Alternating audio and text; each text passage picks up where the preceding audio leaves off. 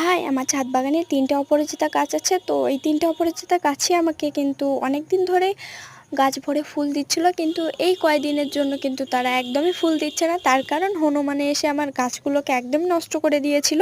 তো বাধ্য হয়ে আমি গাছগুলোকে প্রায় অর্ধেক সমান করে কেটে নিয়েছি। তো এটাও কেটেছি, দেখো কাটার পর কত সুন্দর গ্রোথ হয়েছে আর কয়েকটা কড়িও এসছে, যদিও কিছুদিনের মধ্যে ফুল হবে।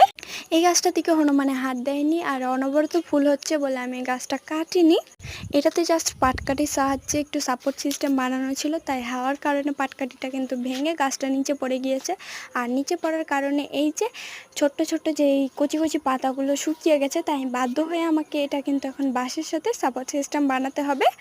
1 সেকেন্ডের মধ্যে দেখো কিভাবে সাপোর্ট সিস্টেমটা বানিয়ে ফেললাম।